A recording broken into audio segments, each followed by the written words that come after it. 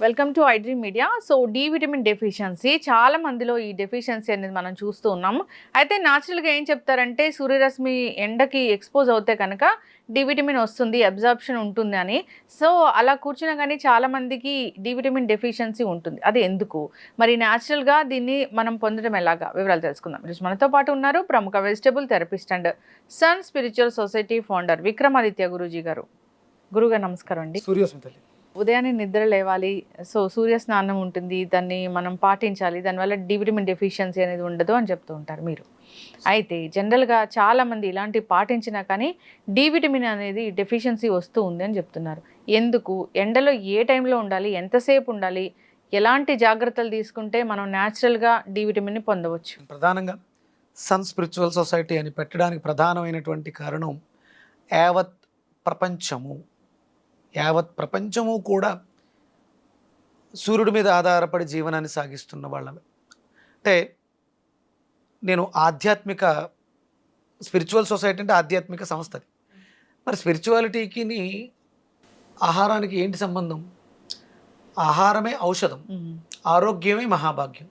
అంటే ఎప్పుడూ కూడా భారతదేశం ఎప్పుడూ కూడా ఆధ్యాత్మికతకి, అంటే ఒక భక్తి పారవస్యాలకి నిన్ను తీసుకెళ్ళడానికి నువ్వు భౌతికంగా బాగుండాలి. భౌతికంగా ఎప్పుడైతే బాగున్నావో మానసికంగా కూడా పరిణితి చెందుతావు. ఫిజికల్ డెఫిషియన్సీ ఉన్న వ్యక్తి, అంగవైకల్యంతో బాధపడుతున్న వ్యక్తి హ్యాపీగా ఉండలేడు మానసికంగా. ఏదో ఒక అంటే ఈ వైకల్యం దాని మీద ప్రభావాన్ని చూస్తుంది, అది తనని ఇంకొక దాంట్లో స్ట్రాంగ్ చేస్తుంది, అది వేరే విషయం. ఇక్కడ వైకల్యం అనేది ఎంతో కొంత ప్రభావాన్ని ఎప్పుడో ఒక చోట చూపిస్తూ ఉంటుంది. ఇది అంటే ప్రకృతి పరంగా వచ్చేది. ఈ మానసిక పరిపక్వత రావడం కోసం అలాంటి వ్యక్తుల్లో కూడా ఆ వైకల్యాలన్నింటినీ కూడా తీసి ఎదరకు వెళ్ళి నీ జీవితానికి ఒక సార్థకత ఉంది, దాంట్లో నువ్వు పట్టుని సాధించు, ఉన్నత స్థితికి వెళ్ళు. ఒక చిన్న మైనస్ ఇంకొక ప్లస్కి కారణం అవుతుంది. దాన్ని ఎదరకు తీసుకెళ్ళడం, ఆ మనిషిని ప్రేరేపించడానికి ప్రధానమైనటువంటి కారణం సూర్యుడు. విటమిన్ డి మన జాతక చక్రం, మనకి కాలపురుష చక్రంలో పంచమ స్థానం రవిది, సింహరాశి. అది ఈ విటమిన్ డి డిఎన్ఏని అలాగే మన మజిల్ వ్యవస్థని బాగు చేసుకోవడానికి ఉపయోగపడుతుంది. ఒక ఇద్దరి మధ్య సత్సంబంధాలు బాగుండాలంటే ఇద్దరిలోనూ ఉండవలసిన క్వాలిటీ ఏంటమ్మా? ఎప్పుడు అబ్జర్వ్ చేశారా? ఒక తల్లి బిడ్డను ప్రేమిస్తుంది, ఆ బిడ్డ రావడానికి ముందు భర్తను ప్రేమించి ఉంటుంది. అంటే ఇక్కడ ప్రేమ అనే బీజం ఆ మనిషిని, అంటే ప్రేమ అంటూ ఉంటే అది ఎవరికైనా పంచడానికి అవకాశం ఉంది. ప్రేమే లేదు, ఎవరికేం పంచుతాం? పెళ్ళానికి ఇప్పుడు తల్లిని బాగా చూసుకుంటున్నాడు అంటే పెళ్ళాన్ని బాగా చూసుకుంటాడు, పెళ్ళాన్ని బాగా చూసుకుంటున్నాడు అంటే తల్లిని కూడా బాగా చూసుకుంటాడు. ఒకవేళ అంటే చిన్న చిన్న గొడవలు వస్తాయి, పెళ్ళాన్ని కొంగుబట్టు తిరుగుతున్నాడు, అంది తల్లిని బాధిస్తున్నాడు అని అనుకుంటారు. కానీ కొన్ని కారణాలు, అంటే ఈ భార్యల్లో వచ్చేటువంటి చిన్న వెలితి, నా అత్తగారు నా మొగుడిని కొంగు కట్టు ఆ తల్లి చాటుకో తిప్పుకుంటుంది, నా భర్త నాకు దగ్గరకు రానివ్వట్లేదు అని అపోహలు దూరాన్ని తీసుకొస్తాయేమో. కానీ సహజంగా తల్లిని ప్రేమించే ప్రతి వ్యక్తి కూడా భార్యను కూడా అంత ప్రేమిస్తాడు. భార్యను ప్రేమిస్తున్న ప్రతి వ్యక్తి కూడా పిల్లల్ని కూడా, అంటే తనలో ప్రేమ ఉంది కాబట్టి తన ప్రేమని తన వరకు, అంటే స్వార్థపూరితంగా తన వరకు బాగా చూసుకుంటాడు. ఇంకొంచెం ఎక్కువ ఉన్న వ్యక్తి, అంటే దాన్ని మ్యాన్ లవ్, హ్యుమానిటీ లవ్ అంటారు. అది దానికి ఒక పరిణితి ఉంటుంది. నా అనేవాళ్ళు. ఇక డివైన్ లవ్ అంటే దాని అన్లిమిటెడ్. భగవంతుడి ప్రేమ వ్యాప్తమై ఉంటుంది. తల్లిని, పిల్లల్ని, పెళ్ళాన్ని, అలాగే ఊర్లో ఉన్న వాళ్ళని కూడా అంతే ఆదరణతో ప్రేమిస్తూ ఉంటారు, అందరికీ సమానంగా పంచిపెడుతూ ఉంటారు. ఎందుకంటే డివైన్ అంత గొప్ప శక్తి కలిగింది. అందుకనే ఆధ్యాత్మికత అనేది కావాలి, దాంట్లోనే నువ్వు పరిణితి చెందాలి, అప్పుడు ఈ భౌతిక దేహం ఆరోగ్యకరంగా ఉంటుంది. ఇదేంటి మీరు అడిగింది విటమిన్ డి డెఫిషియన్సీ. ఇప్పుడు ఏం పోతుంది? విటమిన్ డి డెఫిషియన్సీ ఉన్న వ్యక్తుల్లో ఏం పోతుంది? ప్రేమ అనేది పోతుంది. మనకి తెలియకుండానే దాన్ని మనం కోల్పోతున్నాం. విటమిన్ డి పోతే పర్లేదు, ఒక ట్యాబ్లెట్ కొని వేసుకోవచ్చు.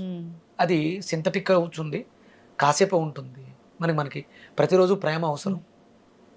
మంచిగా మాట్లాడడానికి, అవతల వ్యక్తి చెప్పిన దాన్ని స్వీకరించడానికి మనకు అవసరం కదా. దీన్ని మనం బాగు చేసుకోవాలి. అందుకనే మనం సూర్యుడితో అనుసంధానమై ఉండాలి. భారతీయులు అందరం కూడా గర్వంగా ఫీల్ అవ్వచ్చు.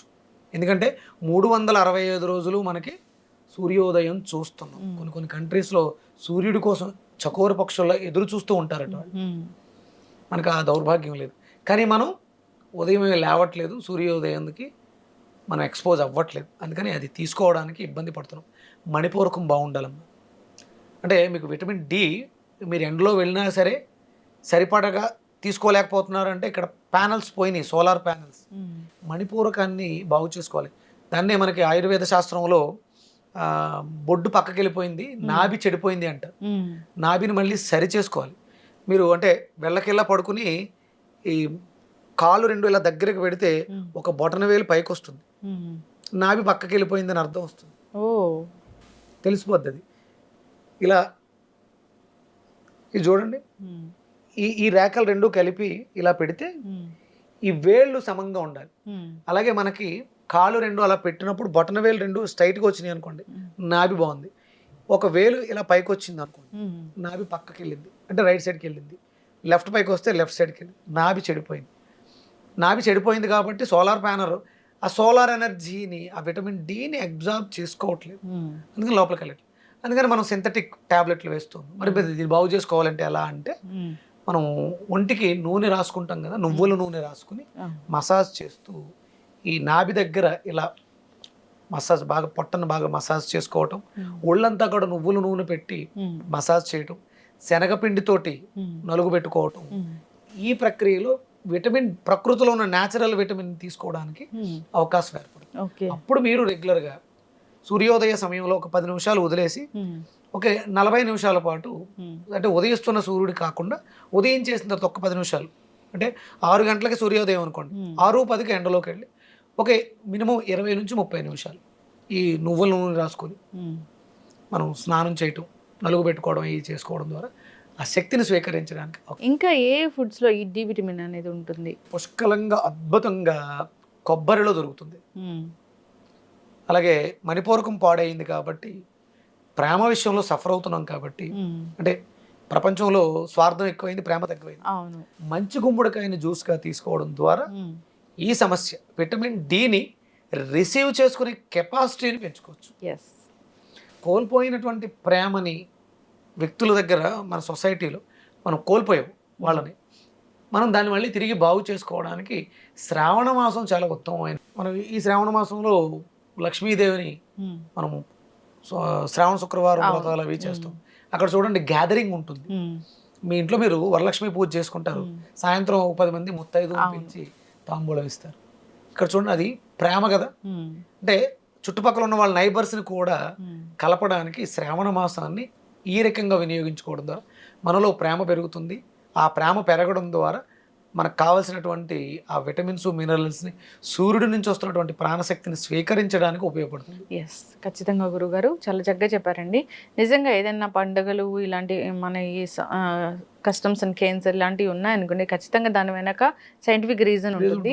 ఖచ్చితంగా ఆచరించాలి, ఆ టైంలోనే పాటించాలి, అలాంటి ప్రసాదాలే తీసుకోవాలి అంటే కూడా దాని వెనక కూడా సైంటిఫిక్ రీజన్ ఉంటుంది. సో యాజ్ ఇట్ ఈస్గా వాళ్ళు చెప్పిన విధంగా పాటిస్తే చాలు, మనం ఆరోగ్యంగా ఉంటాం. చక్కటి ఇన్ఫర్మేషన్ గురుగారు డి విటమిన్ గురించి. ధన్యవాదాలు. సూర్యస్మిత.